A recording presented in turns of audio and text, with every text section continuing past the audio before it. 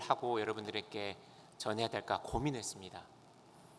어제도 또한 말씀을 준비하고 또 말씀을 어떻게 하면 하나님의 말씀을 대언하고 또한 여러분들에게 은혜가 될까, 하나님께 은혜를 구하면서 기도하면서 말씀을 준비했습니다. 물론 그 전에 파송 부교육자 생활을 7년 넘게 하면서 말씀을 전하고 또 하나님께 은혜를 구하면서 말씀을 전했던 그 시간들보다도 더 떨리고 어떻게 보면 더 많은 거룩한 스트레스를 가지고 여러분 앞에 섰습니다. 왜 그럴까요? 저번 주에 총신대 교수님이신 서창원 목사님이 너무 어마어마한 말씀을 전해주셨기 때문에 오늘 제 자리가 너무 부담스러운 거예요. 나는 그러면 거기에 조금도 미치지 못할 텐데 어떤 말씀을 가지고 하나님의 말씀을 대언할까 고민하다가 이 말씀을 가지고 섰습니다. 오늘은 하나님의 섭리에 대해서 말씀을 나누려고 합니다. 우리가 살아갈 때 선택할 때가 있습니다. 아주 중요한 것들을 선택할 때가 있다는 거죠. 예를 들어볼까요? 직장을 옮길 때 또는 이곳저곳에서 직장을 내가 지원서를 넣었더니 오라고 했을 때 과연 내가 어디로 가야 될지, 또는 이곳 필리핀을 보내줬을 때 내가 가야 될지 말아야 될지, 그런 선택의 기로에 한 번이라도 다 그 선택을 만나셨을 거라고 생각을 합니다. 우리 청년들은 앞으로 많은 선택의 기로에 있을 텐데 한 가지로 결혼에 대한 선택을 할 때 과연 이 남자가 하나님께서 나를 위해서 예비하신 남자인지, 이 여자가, 이 자매가 나를 위해서 예비 두신 자매인지 선택해야 될 그러한 중요한 그 선택의 순간이 올 때가 있다는 거죠. 또는 여러분들도 그러한 선택의 순간을 지내왔었고요. 그리고 이 자리에 있습니다. 자, 너무나도 쉽게 도덕적이나 말씀적으로 그 선택을 분명하게 우리가 할 수 있다면 너무 쉬운데 말씀에도 그런 게 나오지 않아요. 도덕적으로 문제가 되지 않아요. 방금 말했던 직장 선택, 배우자 선택, 그럴 경우에 고민하게 되죠. 그리고 기도하게 되죠. 오늘 하나님의 말씀을 깨닫는다면 여러분들이 앞으로 당하게 될 그 선택의 경우에 어떻게 우리가 헤쳐나가야 될지 해답을 얻는 시간이 되어줄 줄로 믿습니다. 하나님은 이 세상을 섭리하시고 다스리십니다. 여러분 믿으십니까? 소리가 좀 작네요. 다시 한번 묻겠습니다. 하나님은 이 세상을 다스리시고 섭리하십니다. 믿으십니까? 네. 여러분 믿는다고 하셨으니까 그 말은 이 세상이 우연으로 되어지지 않는다는 사실을 믿는다는 거죠. 맞습니까, 여러분? 네, 감사합니다. 아멘 하셨죠? 자, 그렇다면 하나님의 섭리에 대해서 저희가 살펴보려고 합니다. 섭리란 단어는 성경에 나오지 않습니다. 섭리란 단어가 영어로 providence라는 뜻을 가지고 있습니다. 자막에 보시죠.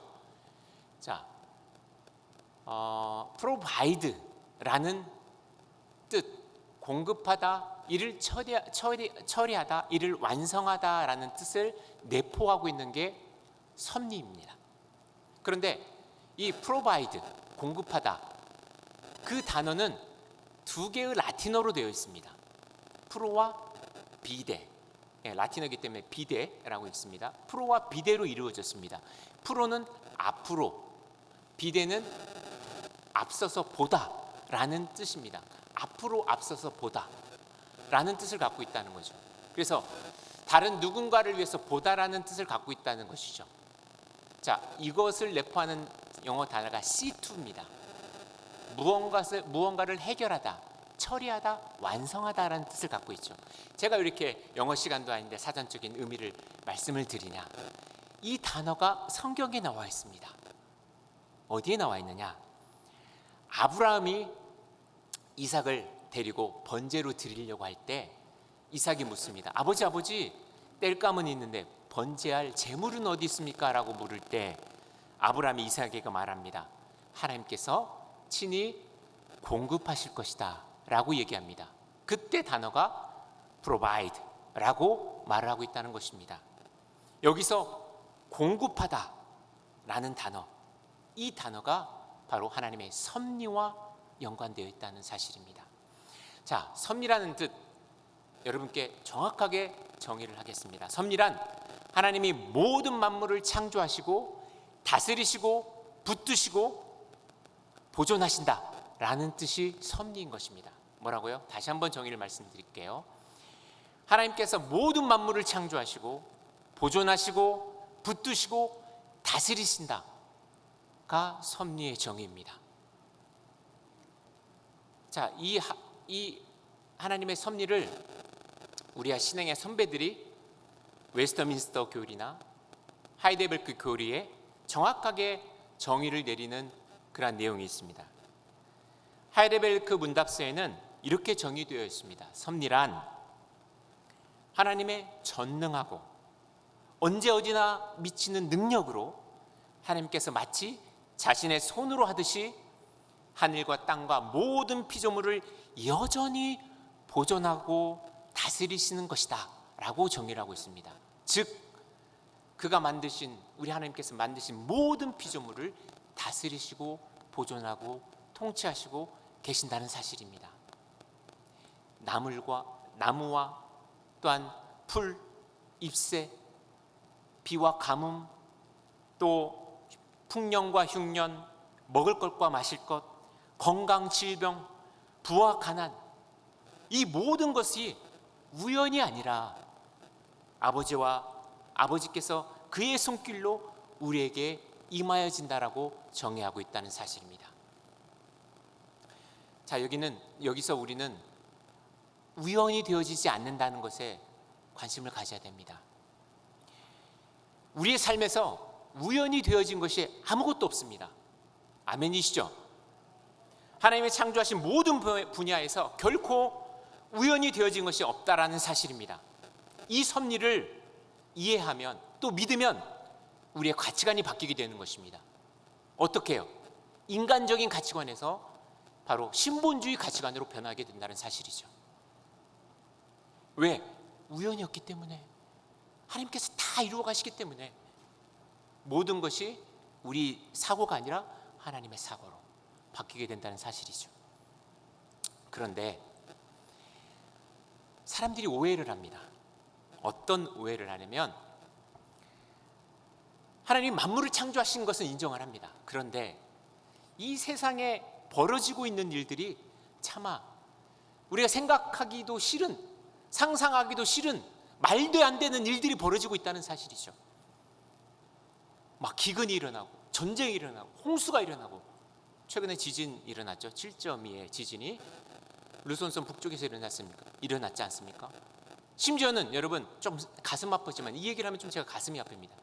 세월 학생들이 막 죽어가는 거, 여러분 세월 학생들이, 그 어린 학생들이 무슨 죄가 있어요?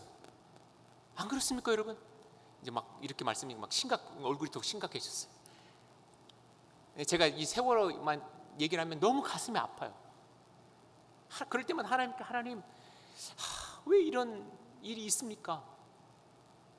하나님 뜻이 무엇입니까? 이것들을 주장하는 사람들이, 하나님의 섭리를 오해하는 사람들이 이렇기 때문에, 이런 말도 안 되는 일이 벌어지는 것 때문에 하나님은 이 세상을 만드셨지만 그냥 보고 계신 거야.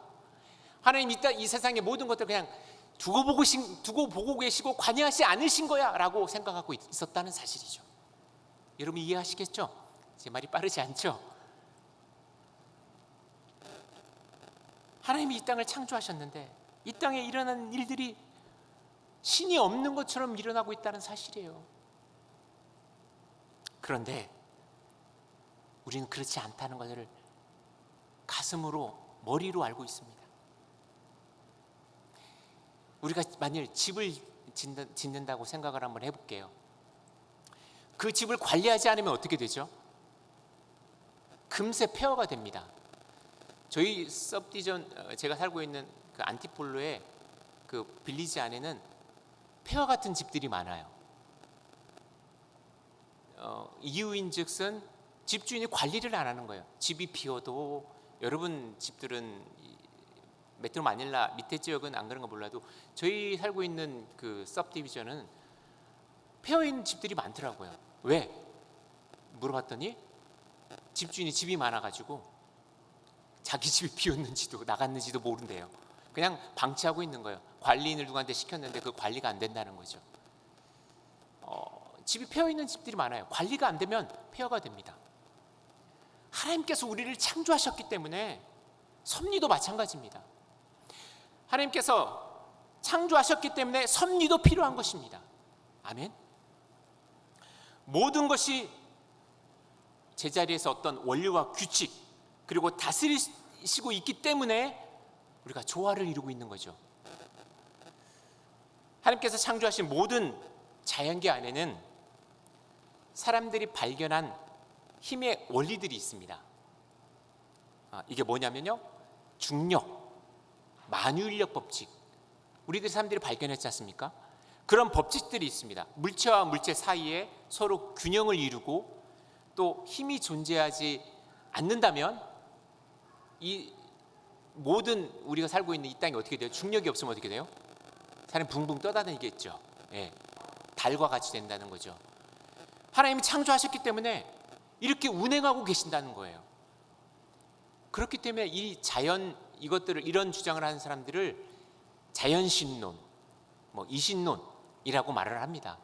즉 하나님이 이 땅을 그냥 내버려 두신 거다. 창조는 하셨는데. 그런데 여러분, 그렇지 않죠. 성경에서는 여러 가지 하나님의 섭리를 증거하는 말씀들이 나옵니다. 오늘 본문 말씀이 바로 그 섭리를 잘 볼 수 있는 말씀입니다. 자, 구약 인물 중에 요셉이 나옵니다. 요셉은 하나님의 섭리를 잘 이해한 사람이에요.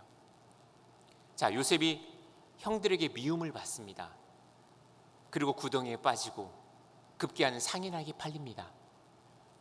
애굽에 또 가게 되죠. 결국 보디발의 집에서 노예 생활을 하게 됩니다. 노예 생활에서 누명을 쓰고 억울하게 또 감옥 생활을 하게 됩니다. 그 인생이 너무나도 파란만장하게 됩니다. 그런데 보이지 않는 하나님의 손길이 항상 그의 삶을 인도하셨습니다. 왜요? 그가 고백하기 때문에. 요셉은 섭리의 하나님을 이해하는데 그의 아버지 야곱이 죽자 보복을 두려워하고 있는 그 형들에게 하나님이 나에게 어떻게 섭리하셨는지를 뚜렷하게 얘기하고 계십니다. 그 말씀이 오늘 읽은 창세기 50장 20절 말씀입니다. 우리 한번 다 같이 한번 읽어보도록 할게요. 당신들은 나를 해하려 하였으나 하나님은 그것을 선으로 바꾸사 오늘과 같이 많은 백성의 생명을 구원하게 하시려 하셨나니. 아멘. 형님들이 악으로 나를 해하려고 하셨으나 하나님은 그것을 선으로 바꾸셔서 오늘과 같이 나를 총리로 만들어 주시고 당신을 구원하게, 당신들을, 이스라엘 백성들을 구원하게 하려 하셨습니다라고 고백하고 있다는 사실이죠. 제가 이 말씀을 준비하면서 요셉의 마음을 좀 이해해 보려고 노력을 했습니다. 요셉이 정말 형들이 자신을 팔고 자기가 하는 일마다 어려움에 당하고 결국은 보디발의 집에서도 누명을 쓰고 감옥 생활을 하고 정말 힘들었을 텐데 그 형들이 자기 눈앞에 딱 만났을 때, 와, 요셉은 죄송합니다. 제가 지금 치직거려 가지고요. 핸드폰을 끄지 않아서 지금 치직거리는 것 같습니다. 네, 죄송합니다. 네네. 뒤에서 계속 사인을 주셨는데 지금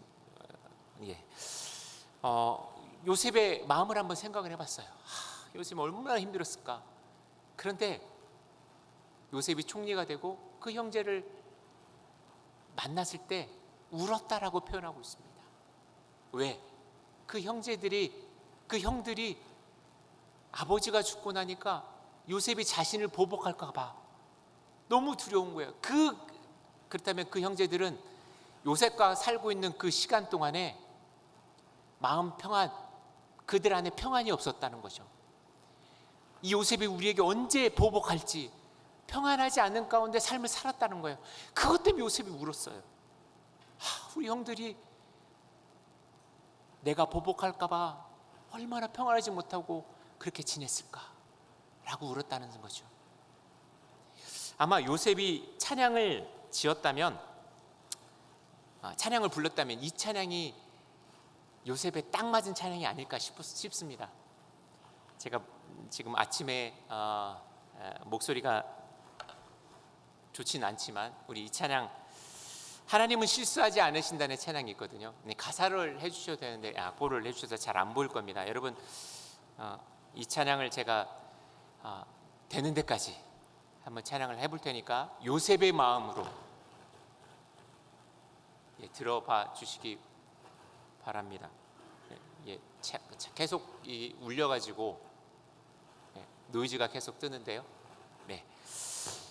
내가 걷는 이 길이 혹 굽어도는 수가 있어도 내 심장이 울렁이고 가슴 아파도 내 마음 속으로 여전히 기뻐하는 까닭은 하나님은 실수하지 않으심일세.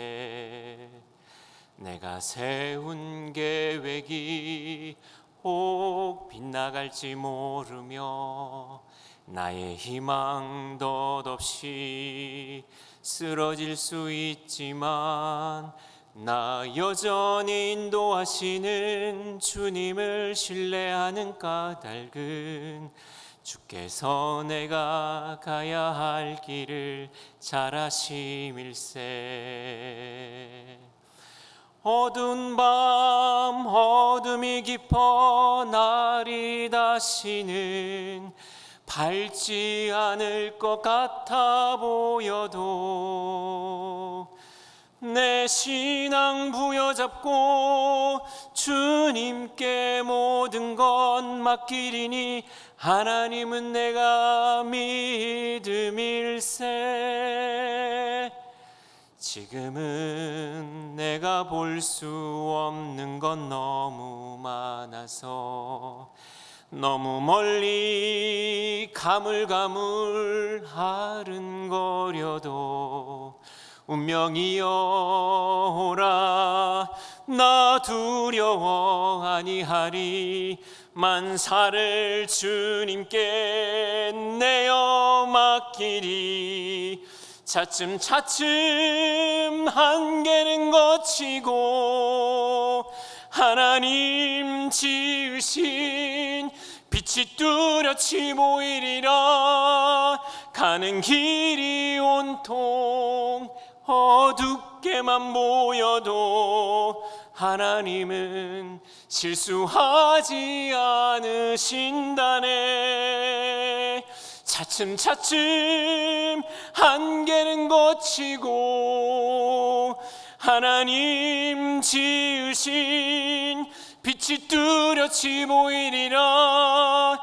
가는 길이 온통 어둡게만 보여도 하나님은 실수하지 않으신다네. 아멘. 네. 야곱의 고백이 이런 고백이 아닐까요? 글쎄요, 야곱이 되어보지 않아서 모르겠습니다. 야곱의 마음을 헤아려 보려고 아무리 해도 저에게는 그런 일이 없어서 혹시 여러분들 가운데 그런 일이 있었다면 이 찬양의 가사가 여러분들 마음에 많은 감동이 되어줄 줄로 믿습니다. 자, 하나님의 섭리를 구체적으로 보겠습니다. 하나님의 섭리를 두 가지로 볼 수 있습니다. 통상적인 섭리와 비상적인 섭리가 있습니다. 이게 좀 신학적인 용어라 여러분 어려울 수 있을 텐데요. 비상섭리란 이것입니다. 여러분 쉽게 말씀드리면 모세가 40주 40야를 먹지 않고 하나님과 대면하고 모리아산에서 십계명을 받았을 때 여러분 사람이 물을 먹지 않고 40일 40주야를 견딜 수가 없습니다. 맞죠? 이게 바로 통상적인 섭리를 초월하는 방법, 즉 비상섭리라고 말하고 있습니다. 즉 통상적인 그런 우리가 알고 있는 법칙에 역행하는 거죠. 성경에는 그런 예가 많이 있습니다. 죽은 나사로가 살아나는 것. 여러분 사람이 죽었다 살아날 수 있나요? 이게 비상섭리입니다. 하나님께서 보존하시고 다스리고 통치하시는 비상적인 것. 엘리사가 도끼를 물에 던집니다. 근데 도끼가 물에 떠요. 여러분 물리적으로 이게 가능한 일입니까? 도끼가 물에 뜬다니까요. 성경은 그렇게 증거하고 있습니다. 또 베드로가 물 위를 걸어요. 물리적으로 질량이 어떻게 그 무게가 뭐 사람의 몸무게 무게보다 무거울 텐데 가라앉지 않고 뜨게 된다는 거죠. 이게 바로 비상섭리. 하나님께서 통상적인 방법을 어스리는 역행하는 그러한 섭리를 비상섭리라고 합니다. 그렇다면 통상섭리란 어떤 것이냐면 여러분 내가 선택의 과정에서 모든 일상에서 하나님을 만나 나를 구원하시는 것이 통상섭리인 것입니다. 쉽게 말씀드릴게요. 제가 친구의 전도를 받아서 처음 신앙을 갖게 됐습니다. 예수님을 만났습니다. 친구가 자꾸 친구 초청 잔치에 저를 초청했습니다. 그런데 가기 싫은 거야. 핑계를 대요. 이 핑계 저 핑계. 근데 딱 맞춰서 그날 친구 초청하는 그때 여러 번 건의했는데 친구 초청하는 그날 약속이 있어요. 잘됐다. 나 약속 있어서 못 가. 그런데 갑자기 약속이 캔슬돼 버렸네요. 계속 걔가 요청했는데 약속이 캔슬됐어요. 약속도 캔슬됐는데 그래 하도 부탁하니까 따라가 주지. 따라가 줬는데 지금 이 자리에 서 있는 거예요. 따라갔는데 하나님 은혜를 베푸신 거예요. 친구 초청식 부흥 강사 목사님의 은혜를 받고 제가 뒤집어졌어요. 그게 통상섭리예요. 나를 구원하시기 위해서 그 목적을 이루기 위해서 하나님 작정하시고 나를 불러내시고 물리적인 어떤 법칙이 아니고 화학적인 법칙이 아니고 그런 것을 어긋나지 않고 나의 자유의지를 억압하지도 않고 하나님께서 이루어 가시는 것이 통상섭리입니다. 자, 이것이 국한 우리의 삶에서만 하나님 섭리가 이루어지는 것일까요? 아니죠. 하나님 창조하신 모든 세계에서 다 이루어지는 것이 하나님의 섭리인 것입니다. 자연 법칙에서도 동일하게 이루어집니다. 아멘? 조금 그 부분에서는 우리가 좀 인정하기 어려운 부분이 있죠. 그런데 마태복음 10장 29절에 이렇게 말씀하고 계십니다. 우리 마태복음 10장 29절 한 말씀 한번 같이 한번 볼까요? 마태복음 10장 29절 같이 말씀을 보도록 하겠습니다. 같이 읽도록 하겠습니다. 참새 두 마리가 한 아사리온에 팔리지 않느냐? 그러나 너희 아버지께서 허락하지 아니하시면 그 하나도 땅에 떨어지지 아니하리라. 아멘. 여러분 참새 한 마리조차도 하나님께서 허락하지 아니하시면 떨어지지 않는다라고 말씀하고 계십니다. 창조하신 이 모든 세계가 하나님의 섭리 아래 있다는 사실입니다. 아멘. 우리의 삶에서만 그런 것이 아니라 우리를 사랑하시기 때문에 우리만 하나님 보호하시고 있는 것이 아니라 모든 세상의 모든 영역 하나님께서 다스리시고 섭리하시고 인도하신다는 사실입니다. 참새 한 마리도 허락지 아니하시면 떨어지지 않습니다. 하물며 그 아들 예수 그리스도를 우리에게 주셔서 우리를 살리신 하나님께서 우리를 섭리해 주시지 않겠습니까? 다윗은 이렇게 고백합니다. 하나님의 섭리를 깨달은 다윗은 시편 139편 13절에 이렇게 고백합니다. 우리 시편 139편 13절 말씀을 같이 읽도록 하겠습니다. 주께서 내 내장을 지으시며 나의 모태에서 나를 만드셨나이다. 다윗이 이렇게 고백하는 거예요. 나의 어머니가 나를 만드시고 모태에서 나를 창조하시고, 그렇게 얘기하지 않아요. 누가? 주께서 나를 만드셨습니다. 내 내장을 만드시고 나의 모태에서 나를 만드셨나이다 라고 고백하고 있다는 사실이에요. 또 다윗은 이렇게 고백하고 있습니다. 16절에, 우리 16절 같이 말씀을 보도록 하겠습니다. 내 형질이 이루어지기 전에 주의 눈이 보셨으며 나를 위하여 정한 날이 하루도 되기 전에 주의 책에 다 기록이 되었나이다 라고 고백합니다. 자, 이 말씀이 무슨 말이냐면, 어떤 의미냐면, 우리에게는 시간이 현재, 미래, 과거가 있습니다. 그렇죠? 우리 하나님에게는 영원부터 영원까지 계시는 분이십니다. 아멘. 하나님께는 시간이 의미가 없어요. 그렇기 때문에 지금 다윗은 이렇게 고백하는 겁니다. 내가 언제 죽을지 하나님 알고 계십니다. 내가 만들어질 때부터 라고 고백하고 있는 거예요. 그러면 우리에게는 이러한 의심이 생겨요. 그래? 하나님께서 다 알고 계셔? 하나님께서 이미 다 정하셨어? 그럼 우리 아무렇게나 살면 되겠네 라는 이런 의심이 생긴다는 말씀이시죠. 저는 생겼어요. 여러분은 안 생기시죠? 예. 생기니까 자꾸 운명, 이건 운명이야 라고 말을 한다는 거죠. 그런데 하나님의 섭리는 절대 운명이 아닙니다. 여러분, 운명론은 내가 어떤 노력을 할지라도 그 결과를 기대할 수 없는 게 운명론입니다. 맞죠? 내가 어떤 노력을 하더라도 결정이 딱 된 거야. 그런데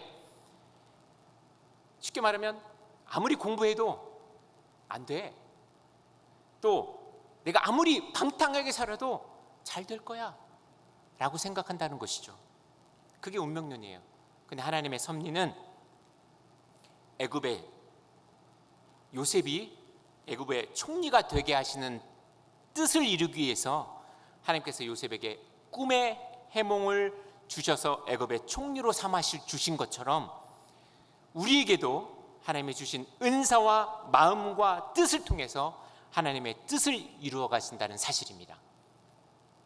하나님께서 우리에게 자유의지를 주셨어요. 그 자유의지를 함께 하나님께서 만들어 가신다는 거예요.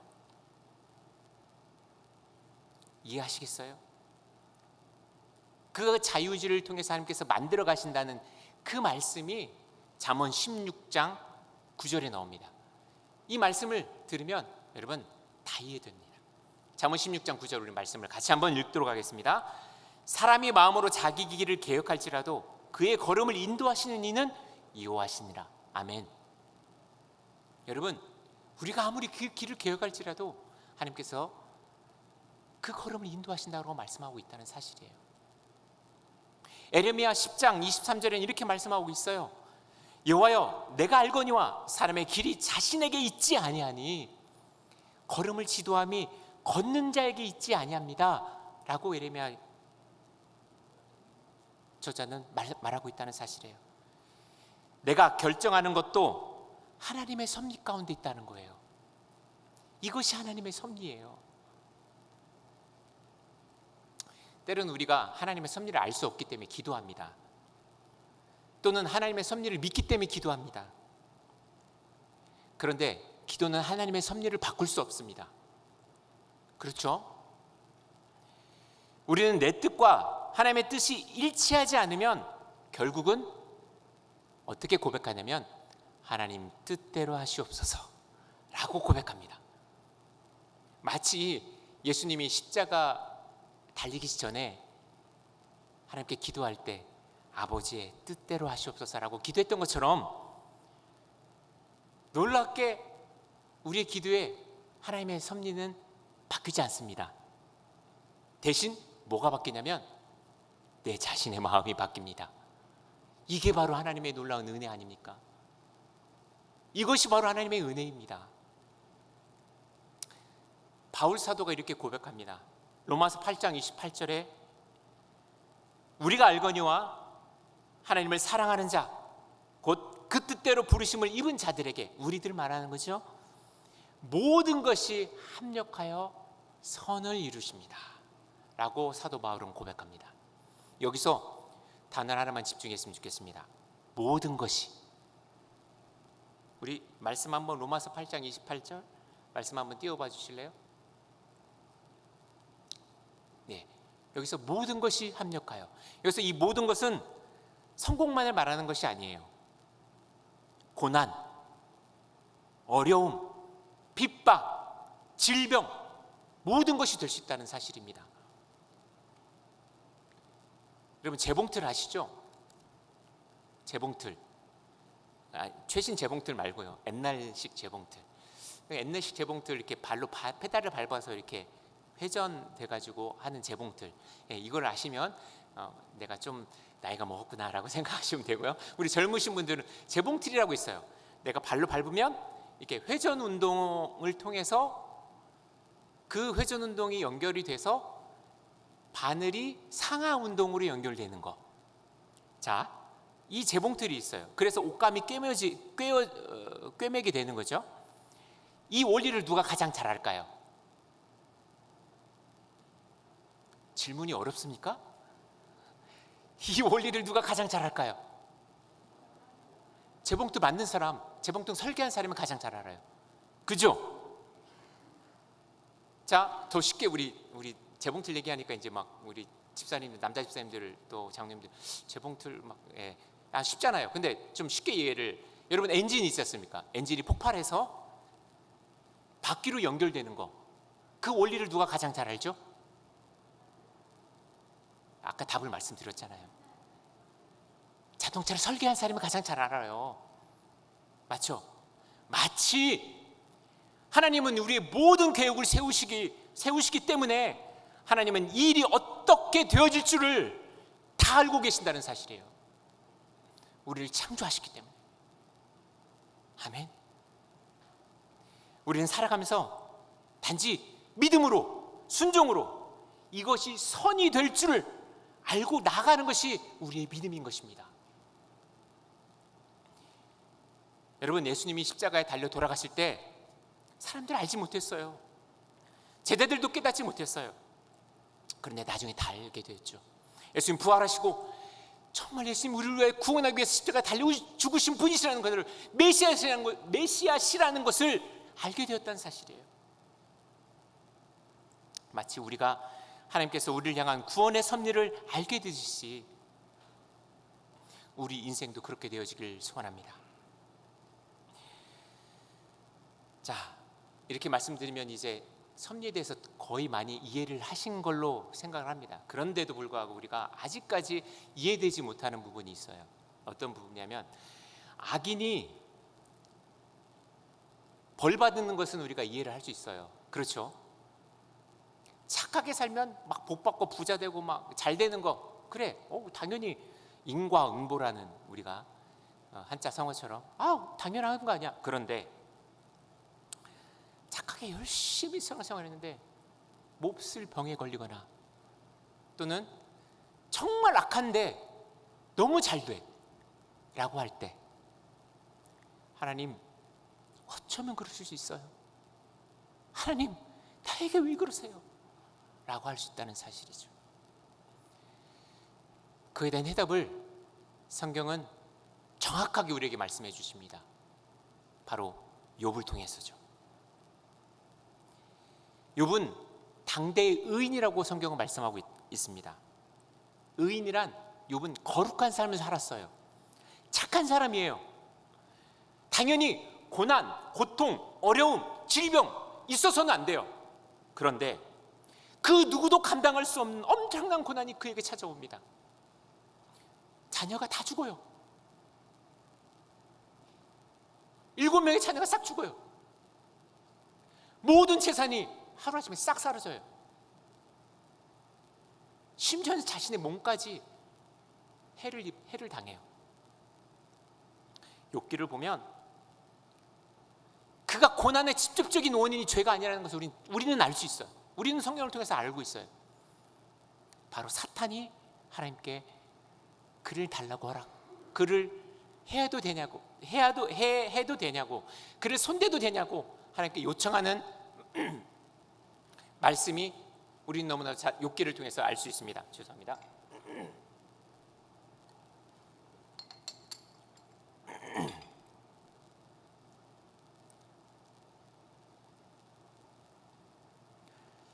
심지어는 사랑하는 자기 아내까지 이런 말을 해요. 하나님을 욕하고 죽어라. 이런 불의를 당하면서도 어떻게 살 수 있냐? 그럴 거면 하나님 욕하고 죽어라. 여러분, 사뭇 이게 욥에게만 있어지는 일일까요? 우리들의 신앙생활 할 때 어려움 당하지 않습니까? 그럼 믿지 않는 사람들, 믿지 않는 친척들, 야, 하나님 믿는 다음에 뭐 맨날 되는 것도 없고, 그런 말 들어본 적 없으세요? 하나님 믿는다며 너희 하나님 어디 있어? 뭐야? 믿으면 잘 돼야 되지, 왜 이렇게 너희들에게 어려움이 당하는 거야? 그런데 그 가운데서도, 그 고난 가운데서도 하나님의 손길은 멈추지 않았습니다. 때가 되자 전능하신 하나님의 손길이 그를 다시 일으켜 세우시고, 그가 귀로만 듣던 하나님을 눈으로 보는 충만한 은혜를 경험하게 됩니다. 그 은혜가 저와 여러분에게 함께하길 축원합니다. 요셉의 섭리는, 요셉의 고백한 이 섭리를 통해서 요셉이 깨닫는 게 있었어요. 또한 우리들도 하나님의 섭리를 알므로 깨닫는 게 있습니다. 우리에게 주는 유익이 있습니다. 어떤 유익이냐? 첫 번째로, 우리가 인내할 수 있는 믿음이 생긴다는 것입니다. 하나님의 섭리를 깨달으면 고난과 역경, 어려움, 그러한 것들이 그 내면에 하나님께서 더욱더 우리를 인도하실 것이라는 것을 받아들이게 된다는 사실이죠. 이 고난과 역경이 우리를 더욱더 성숙시킬 수 있는 그러한 도구가 된다는 사실을 우리가 깨닫는 거죠. 욥이 가진 것을 다 뺏겼을 때 이렇게 고백합니다. 욥기서 1장 20절 21절 우리 말씀을 제가 읽어드리도록 하겠습니다. 이르되 내가 모태에서 알몸으로 나왔은즉 또한 알몸이 그리로 돌아가올지라 주신 이도 여호와시오 거두신 이도 여호와시니라. 여호와 이름의 찬송을 받으시리라 하고 이 모든 일에 욥이 범죄하지 아니하고 하나님을 향하여 원망하지 아니하니라. 여러분, 혹 여러분 가운데 시련과 어려움이 지금 있습니까? 원망하고 계십니까? 그렇다면 욥의 이 고백처럼 이 고백이 우리의 고백이 되어지길 소원합니다. 두 번째로, 우리가 하나님의 섭리를 알므로 얻는 것, 범사에 감사하게 된다는 사실입니다. 하나님께서 어려울 때도 다스리시고 보존하시고 함께 하시고 있음을 믿고 인내하고, 그리고 범사에 감사한다는 것. 우리는 순조로울 때 감사하죠. 그런데 우리가 어려울 때, 힘들 때, 슬플 때, 그럴 때 우리가 여전히 감사해야 될 제목이 이것입니다. 하나님께서 우리를 섭리하시기 때문에, 하나님께서 우리를 보존하시기 때문에, 보호하시고 인도하시기 때문에, 우리의 길을 인도하시기 때문에 우리가 감사해야 된다는 것입니다. 고난이 와도 어려움이 와도 하나님 감사합니다, 그 이후의 것을 우리 봅니다 라고 할 수 있어야 된다는 사실이죠. 세 번째로, 우리 하나님의 섭리를 알므로 두려워하지 않습니다. 두려워하지 않고 확신을 가지고 살 수 있는 우리가 된다는 것입니다. 하나님의 손이 미치지 않는 곳이 없습니다. 분명히 성경은 예수님의 사랑을 입어 구원받은 자는 결단코 그 사랑에서 끊을 수 없다라고 말하고 있습니다. 여러분들을 결단코 누구도 예수 그리스도의 사랑에서 끊을 수 없습니다. 하나님의 언약과 사랑은 영원한 사랑입니다. 따라서 예수 안에서 하나님의 사랑을 입은 자들에게는 어떠한 상황 속에서도, 어떠한 어려움 속에서도 우리는 소망을 바라볼 수 있는 것입니다. 마지막으로, 하나님의 섭리를 깨닫는 자에게는 세상 만물이 온전히 하나님의 손 안에 있음을 깨닫게 됩니다. 하나님의 뜻이 아니고서는 어떠한 일도 일어나지 않습니다. 맞습니다. 바울은 그래서 아테네에서 복음을 전하면서 그가 하나님을 소개하면서 이렇게 고백합니다. 뭐라고 고백하냐면 우리가 그를 힘입어 살며 기능하며 존재하느니라. 우리가 살고 기능하고 존재하는 것들은 바로 하나님의 힘 때문이다 라고 고백합니다. 우리가 살고 있는 존재의 근원은 우리가 생명을 공급하시는 하나님 때문이십니다. 이 사실을 믿고 나아가는 저와 여러분들 되기를 간절히 축원합니다. 이 시간 우리 다 같이 일어나셔서요 찬양하도록 하겠습니다. 이 찬양하실 텐데 나의 가는 길 주님 인도하시네. 그는